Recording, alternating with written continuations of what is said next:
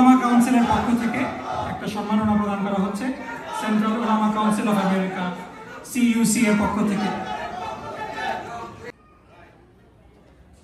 দুঃখের বিষয়, এই ইন্টারিম গভর্নমেন্টের জুলাই ডিক্লারেশনে ইতিহাসের সেই সংযোজনকে তারা সেখানে অন্তর্ভুক্ত করে। সেদিনেই যখন আমি ছিলাম সেই মিটিংয়ে 5 আগস্টে, সাংবাদিকেরা জিজ্ঞাসা করেছিল আপনার অনুভূতি কি, আমি বলেছিলাম আমরা হতাশ হয়েছি। এদেশের মানুষ কখনো পরাভব মানে না। আমরা লড়াই করেছিলাম বাউন্নের ভাষান্দোলনের জন্য, নেতৃত্বের ব্যর্থতায় সেটি আজও পূর্ণতায় পর্যবেসিত হয়। আমরা লড়াই করেছিলাম 1971 সালের স্বাধীনতার জন্য। বাংলাদেশ একটি ছোট দেশ, এটি স্বাধীনভাবে চলতে পারবে না।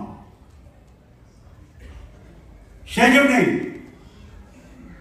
আমরা এক অন্যকে অন্যের দালালে পরিণত করি। আমরা কখনো শুনেছি জামাত ইসলামী পাকিস্তানের দালাল,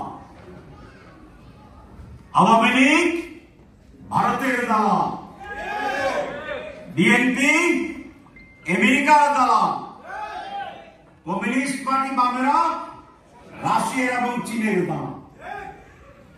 তাহলে জামাত ইসলাম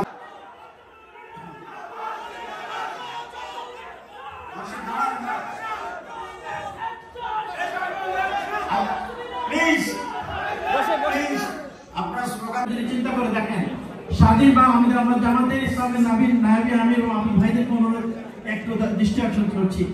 আপনাদের প্রথম যে জিনিসটা করা উচিত যেটা বাংলাদেশের মানুষকে তুলে ধরা, চট্টগ্রামে থাকবেন, চট্টগ্রাম সবাইকে ধন্যবাদ। আমি বিশেষ করে অনুরোধ করছি চট্টগ্রামে যারা আছেন সবাই একসাথে আসেন, আমরা সবাই মিলে তাদের সাথে একটু মিটিং করব। আপনারা কেউ যাবেন না, প্লিজ স্টেজে এক পাশে আসেন। ধন্যবাদ সবাইকে। আশ্চর্য কথা, এই সামনে তো আমার ভলান্টিয়াররা কোথায়?